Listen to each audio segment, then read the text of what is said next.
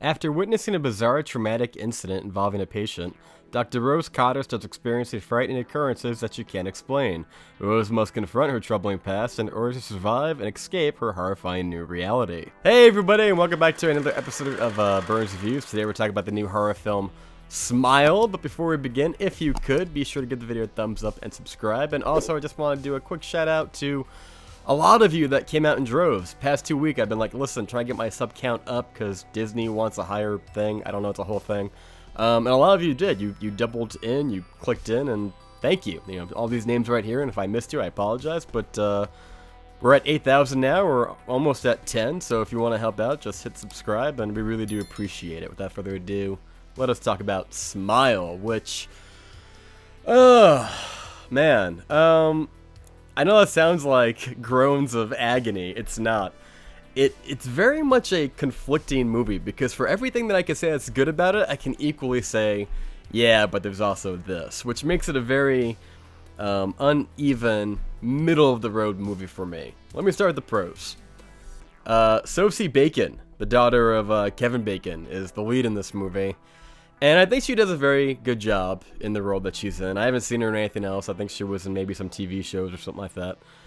And she's very much the heart of this movie. Everybody else around her are kind of like cardboard cutouts. Not to mention that everybody who's around her seems to be a TV star from the 2000s. I'm watching it, and you have these different actors, like Carla from Scrubs. She came in for like a weekend of filming, clearly. And the guy from the Netflix Marvel shows, he shows up for like a weekend of filming. He did like a prisoner scene.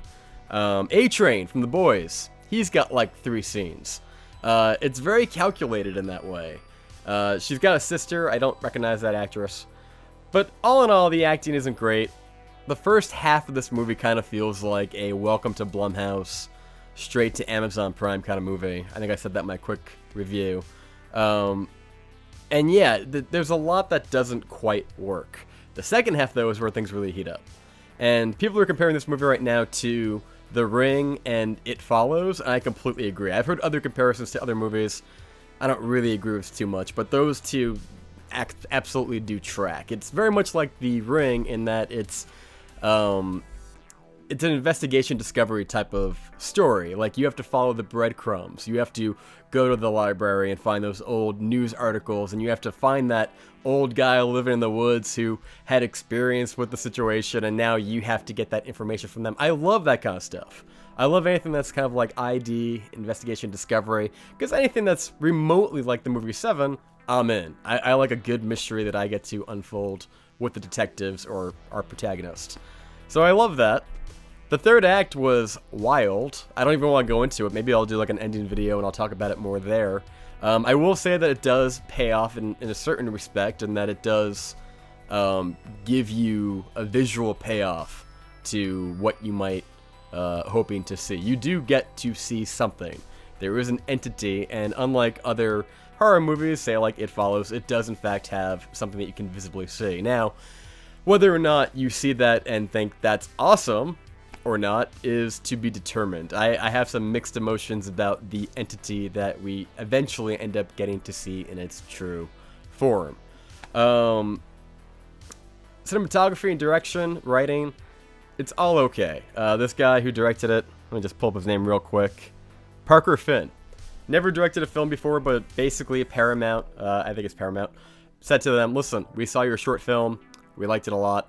Can you turn this short into a feature-length film? And that's exactly what we're watching right here. So, it seems like Finn is taking a lot of inspiration from a lot of movies from the past, like, 15 to 20 years. And a lot of this movie feels very much like it's emulating what is now known as elevated horror. Like, it's just trying to be that so badly. And sometimes it works. Sometimes there's some really cool imagery that kind of reminded me of like an A24 film, like Midsommar or something like that. But it feels a little too copy-paste. I don't know if that sounds a little too like film snobby or not. But yeah, if I'm looking at this movie truly objectively, it has a lot of flaws. The acting is okay. The concept is interesting. Like I said, it also follows a little bit in that, you know, in as much as that movie was about an allegory for STDs, promiscuous sex, shit like that. This movie is an allegory for trauma. And in the same way, in this movie, you have to also pass it along or it'll kill you.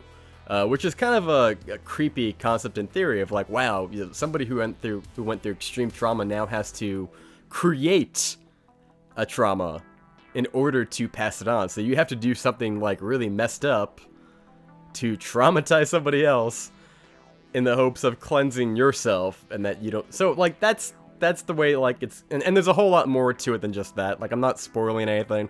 We learned this pretty early on in the film. With that said, I think it's a great film for like 14, 15-year-olds. Like if you're in high school and you want to delve into the horror genre, I think this is a good introduction for people that are looking to get into horror, because it's not, yes, it is gory, but at no point did I feel like this is like emotionally disturbing, and of course there are a lot of jump scares, which kind of makes it more of a teen horror movie and less of a adult horror movie that might be more of an emotionally horror roller coaster. I basically equated it to, if Barbarian is a roller coaster, this is a haunted house where creatures jump out and grab you. It's creepy. It's most of it is CGI. There's a couple practical effects that look kind of cool. Way too much on the jump scares, as I already said. Everyone's kind of saying that. Some of them are absolutely ridiculous and just don't make any sense. I think part of it has to do with the fact that this movie, in essentially most horror movies like a slasher, you have a film where you're going to kill off about 6 characters along the way, and then you have like your final girl. This movie doesn't have that. It's more or less stalking one person throughout the entire movie. There's one other character, but for the most part, it's just one. So the way that they get around that by having their 1 per 10 pages of blood and carnage is like, well, we'll do like a fake out, and then she'll wake up from a dream. So you're getting like 5 kills, but then they turn out to be dreams, and you're just like, all right, well, this is bullshit. So with that said, guys, if you're like a high school kid going with a group of friends, I would highly recommend this being a go see with your friends kind of movie. The bigger the group, the better. Much like Halloween Kills, I think you would agree. Also, is one of those films that's like, it's not a great film, but it's not the worst film I've ever seen. And if you get some people together and just enjoy it, just kind of, I don't know, like roll into it, I think you'll have a good time with it. It's I don't hate it, I don't love it. It's kind of like The Grudge or The Ring. I would put it on that same shelf of like, these are movies that are okay, and I can't believe they're not PG-13. So, take that as you will. It's fine. I can't lean one way. I know, like, on the internet, you're supposed to be either outraged or love a thing, but this is truly a middle-of-the-road kind of movie. Let me know what you think. Did you see the movie Smile? Be sure to comment down below. Thank you so much for watching, and I will see you guys next time.